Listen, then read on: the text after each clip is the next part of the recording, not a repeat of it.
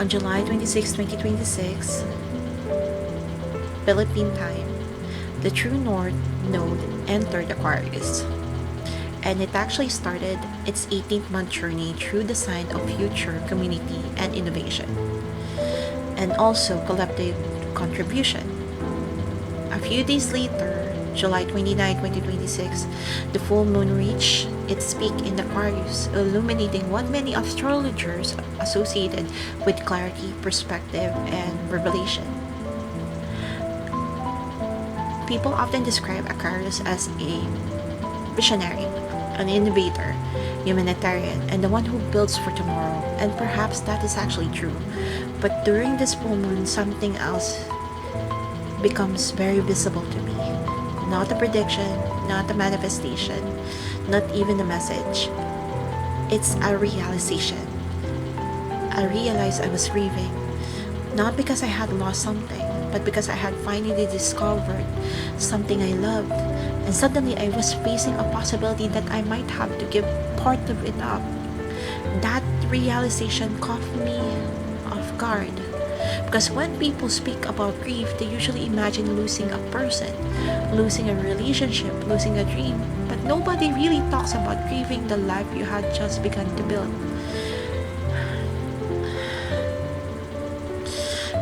Over the past weeks, I have been creating not just videos, not just books, not just vlogs. I had unknowingly built an ecosystem, a library, a place where one idea led to another, where every reel had a companion article, where every article wanted a companion guide, where every reflection became another shelf, another doorway, another conversation. The funny thing is, I do not think I realized what I was building when I was building it. I genuinely thought I was just playing, just experimenting, just connecting ideas because it was fun. One blog becomes another, one book led to another, one reel wanted a companion article, one article wanted a companion guide, a reflection wanted another reflection. I was simply following my curiosity. It never felt like work, it felt like play. Like I was a child discovering another room in a house that somehow never ended. Then one day I finally stepped back, look at everything that I had quietly grown around me. The frameworks, the books, the blogs, the series, the degree, the companion guides, the reflection, the library. And I remember thinking, wait, this is huge. Ang laki pala nito. I never knew I could build something like this. I never imagined that little ideas I had been casually connecting would eventually become an entire ecosystem. It never felt like it was forcing it. It felt like every piece naturally wanted to introduce me to the next one. Looking back now, I realize I was not randomly creating. I was slowly discovering the kind of work that makes me lose track of time. The kind of work where hours disappear and my mind becomes completely immersed. Immersed in building, connecting, writing, organizing, and imagining what the next shelf of the library could become. And perhaps that was the biggest surprise of all. I did not set out trying to fall in love with creating. Somewhere between, I'm just make one more thing and then let me connect this to another idea.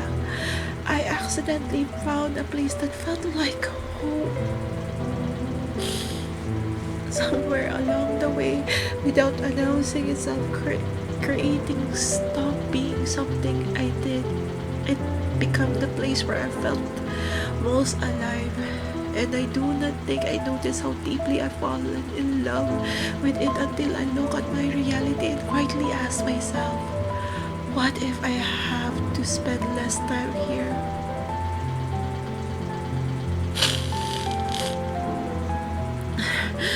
The question hurt more than I expected because I realized I was no longer protecting a hobby.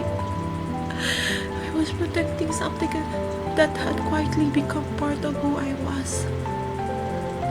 The strange thing is that nothing had actually been taken away. No one deleted the library, no one closed the website, no one told me to stop writing.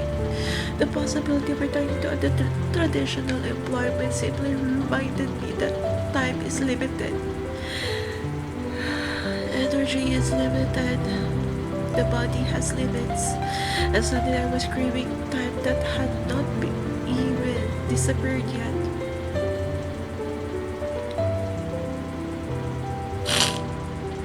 For a moment, I even wondered whether I had imagined everything. Maybe I had simply become carried away by inspiration. Maybe I had mistaken hope for reality. Maybe the timeline had betrayed me.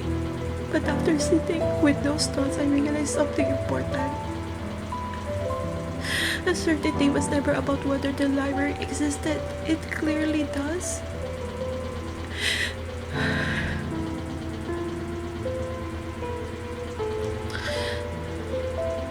Uncertainty was whether I could sustain building it while also sustaining my life.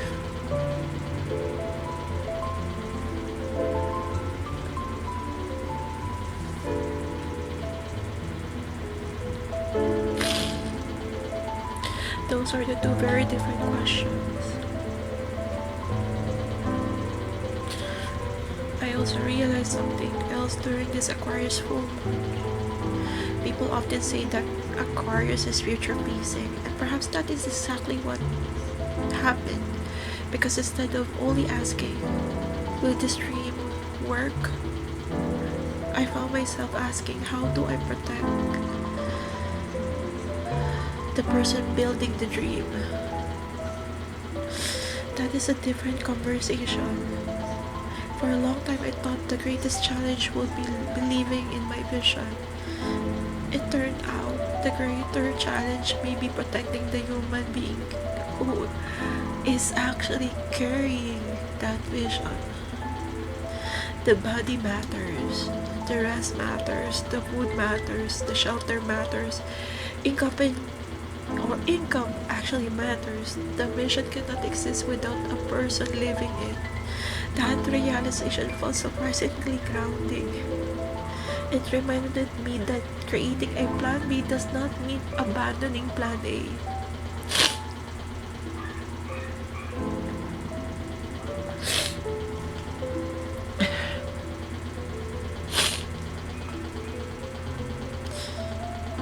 Looking for stability is not betrayal. Protecting the household is not giving up. Sometimes the future is protected by making irresponsible decisions in the present, and maybe that is what this threshold became for me. Not a lesson about choosing between dreams and responsibility, but a lesson about refusing to sacrifice one for the other if another path can eventually hold both. Perhaps that is why this full moon felt different. It did not hand me answers, it handed me a mirror. And perhaps every meaningful moment somehow finds its own soundtrack. Because ironically, while I was sitting with the moon quietly sorting through everything I had been feeling, Bruno Mars talking to the moon started playing. I actually laughed. Not because I believed the moon had chosen the song, but because it felt like life had accidentally synchronized with the moment. Almost as if the moment had quietly found its own soundtrack. So there I was sitting beneath the Aquarius Full Moon, listening to a song about talking to the moon, smiling at the irony of it all, and somewhere between the music, the silence, and the moon hanging above me, I stopped asking what the future was trying to become. Instead, I found myself asking a much quieter question. Who am I? Who am I becoming? For the first time, I wasn't trying to predict my future. I was simply trying to recognize myself.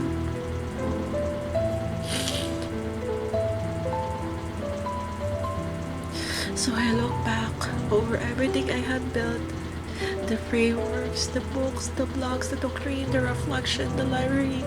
I think for the first time I answered honestly. And in the mirror, I met someone I had not fully recognized before. Someone who had quietly fallen in love with building. Someone who loses track of time while writing. Someone who thought she would simply play until she finally stepped back and realized she had quietly built an entire library.